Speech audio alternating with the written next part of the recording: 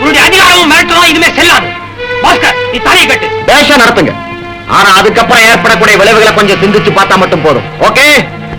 பாலு, என்ன ஏன் இப்படி சித்திரவதை செய்யற? நான் உனக்கு என்ன தவறு செய்த? நீ என்னடா அந்தரங்கத்தை சொல்றது? நானே சொல்றேன். மாலதி, இவன் சொன்னதெல்லாம் உண்மை. நான் ஏற்கனவே கல்யாணமானவன் தான். அதை உங்ககிட்ட மறைச்சது தவறுதான் மாலதி. ஆனா அதுக்கு காரணம் இருக்கு. என் கூடவா சொல்றேன்.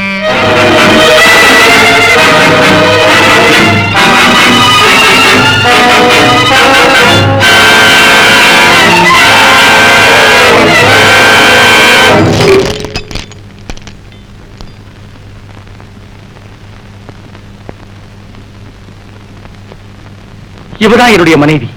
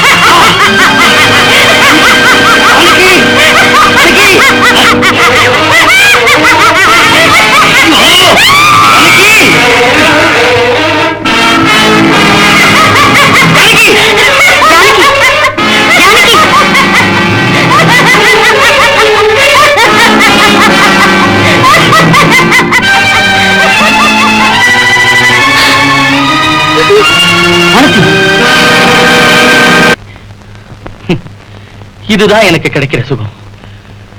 அதிர்ச்சியா இருக்குல்ல மாலதி? எங்க அப்பா இந்த எஸ்டேட்ல என்ன போலவே முழுக்காவும் கௌரவமாவும் வாழ்ந்தவர் தான். ஒரு நாள் நீ பதில் சொல்றது 15 வருஷமா இந்த எஸ்டேட்டுக்கு உன்னை ஏஜென்டா வச்சு உனக்கு ஒரு குறைங்க இருக்கக்கூடாதுன்னு வாரி வாரி கொடுத்தேன் பாரு. எனக்கு வேணும், யா வேணும் அப்படின்னு வாரி வாரி கொடுத்துட்டீங்க. என் உழைப்புல நீங்க உயர்ந்தீங்க, நான் இல்லன்னா அப்ப தெரிஞ்சிருக்கோம். என்னது உன் உழைப்புல நான் உயர்ந்தனா? சோறு தண்ணி இல்லாம சுத்திக்கிட்டு இருந்த உன்னை ஒரு ஆளாக்கி உனக்கு ஒரு அந்தஸ்தையும் கொடுத்து பழைய கதையெல்லாம் ஏன் பேசிட்டு இருக்கீங்க? 10,000 ரூபாய் கொடுக்கலன்னா எஸ்டேட்டுக்குள்ள ஒரு தொழிலாளி நுழைய மாட்டான், நுழைய விட மாட்டேன். என்னடா மிரட்டுறையா? ஒரு சல்லி காசு தர மாட்டேன், உன்னால ஆனத பாரு. அப்படியா? இப்பவே போறேன். உங்க யோகியதை அவங்களுக்கு விளக்கி சொல்றேன். நீங்க ஒரு பித்தலாட்டக்காரங்க தெளிவுபடுத்துற. என்னடா சொன்ன?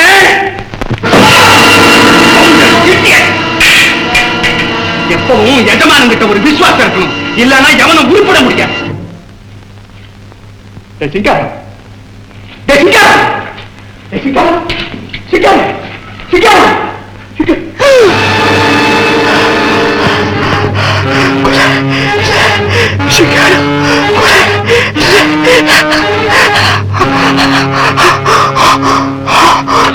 அன்னைக்கு எங்க குடும்பத்துக்கு ஒரு பேரடி காத்திருக்கும்னு நாங்க எதிர்பார்க்கவே இல்லை.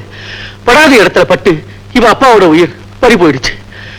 கொலை செய்துட்டமேன்னு எங்க அப்பா அதிர்ச்சி அடைஞ்சாரு, மானத்து கஞ்சி துடிச்சாரு. அப்ப இந்த பாலு இவளுடைய அண்ணன் சீக்கிரமா ஒரு முடிவுக்கு வாங்க. என் மனசு மாறதுக்குள்ள உங்க பதில சொல்லிடுங்க. என் அப்பாவுக்கு நீங்க செய்த கொடுமைகள் கூட பொருட்படுத்தாம உங்களை காப்பாத்தணுங்கிற நல்ல எண்ணத்தை சொல்றேன். கமான் பாலு, நான் அவசரத்துல செஞ்ச ஒரு செயல் உன் அப்பாவுடைய உயிரியே பறிச்சிடும் நான் கொஞ்சம் கூட எதிர்பார்க்கல. உன்னை கையெடுத்து கும்பிடுறேன். இந்த குடும்ப வாழ்க்கை நீதான் எப்படியாவது காப்பா. நான் கேட்டதுக்கு பதில் சொல்லாம நீங்க எதையோ பேசிக்கிட்டு இருந்தா எப்படி? உனக்கு எவ்வளவு பணம் வேணும் நானு தரேன். ஆனா என் மகன் பாஸ்கருக்கும் உன் தங்கச்சிக்கு கல்யாணம் செய்துவேன்னு சொன்னீங்க, அதை மட்டும் அந்தஸ்து கொடுக்கிறதா?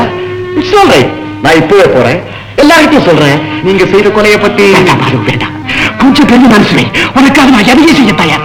அதிகமா பேசிட்டு இருக்கிறதுல என்ன பிரயோஜனம்? இத பாருங்க, உங்க மகன் பாஸ்கர என் தங்கச்சி கல்யாணம் செய்து வைக்கணும். அது மட்டும் இல்ல, உங்க மகனுக்கு சேர வேண்டிய சொத்துக்கள் என் தங்கச்சி பேருக்கு எழுதி வைக்கணும். That's all.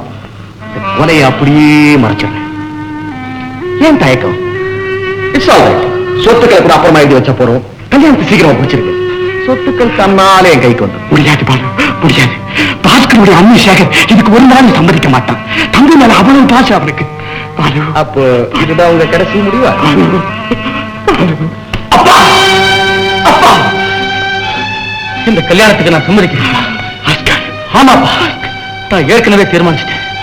பாலு, நீ ஆக வேண்டியது கவனி.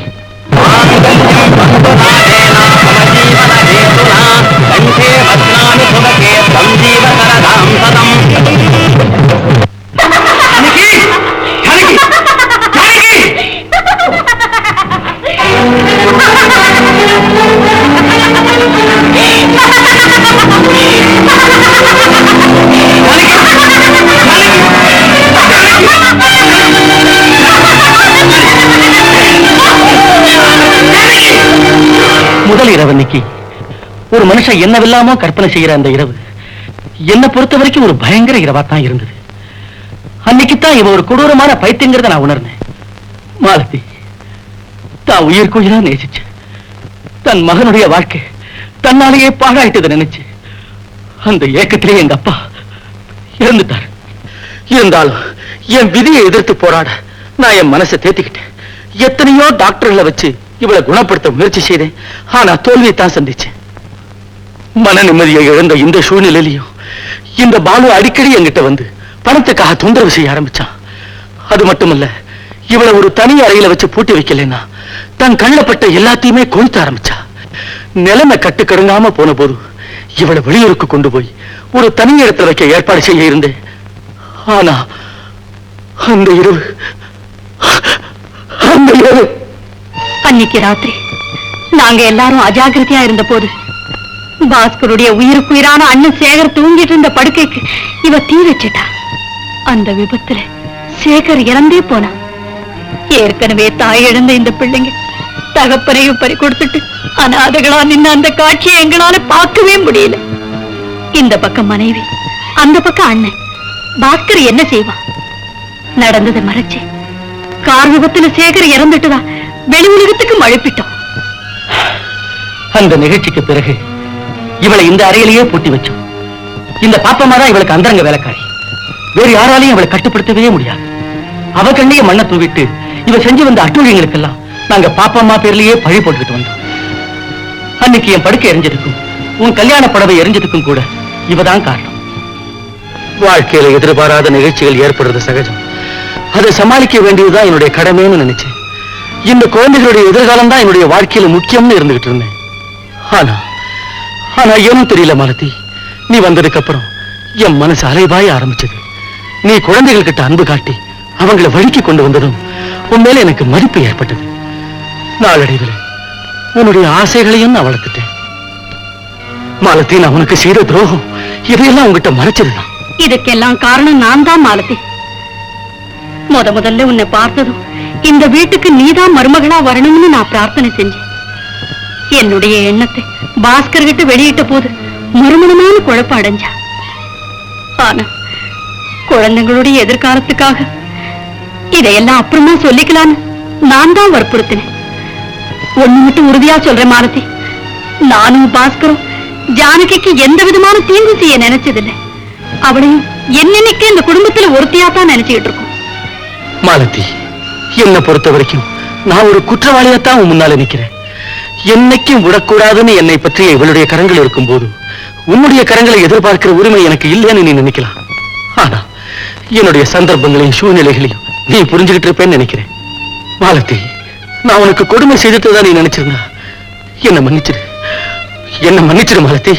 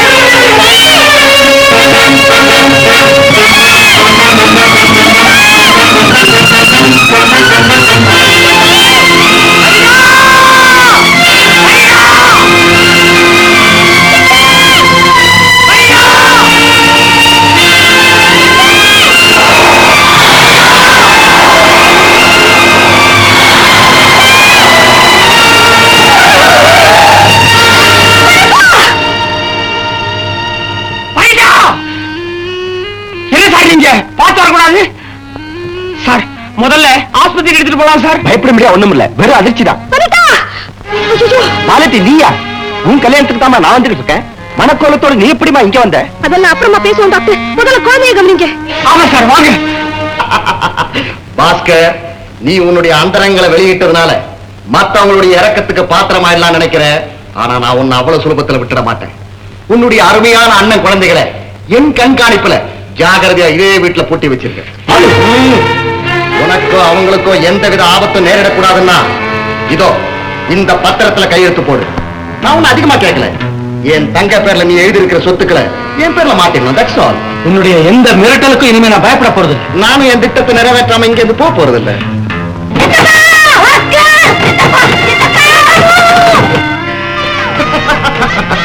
உனக்கு வேண்டியவங்க யாரும் இப்போ உதவிக்கு வர முடியாது. Come on, சீக்கிரம் ஒரு முடிவுக்கு வா.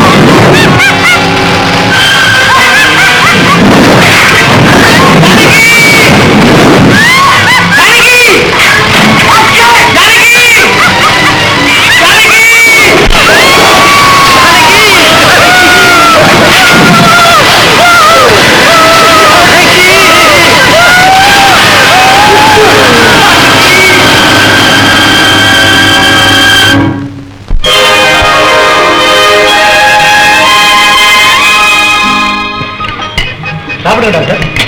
என்னையே பார்த்துட்டு இருக்கோமே, கட்டை பார்த்து சாப்பிடுங்க. நான் சொல்லிட்டு இருந்தேன், இப்ப நீ என்ன சொல்றியா? டீச்சர் முதல்ல எங்க அத்தானுக்கு பரிமாறுங்களேன். இன்னும் டீச்சர் வேண்டியிருக்கு, சிட்டிக்கு கூப்பிடுறேன். பாப்பா கேள்வி எந்த ஊருக்கு போறேன்? அவங்க கொடைக்கானல் போறாங்க, நம்ம அங்க போலாமா? கொடைக்கானலுக்கா? 2 பேரும் போனா காய்க்காவும், நம்ம காஷ்மீர் போவோம். என்ன நினைக்கிறீங்க? காஷ்மீர் இந்த திரைப்படத்தை முழுமையாக கண்டு மகிழ உடனே டவுன்லோட் செய்யுங்கள் Raj digital TV OTT app. வருடத்திற்கு வெறும் 299 ரூபாய் மட்டும்.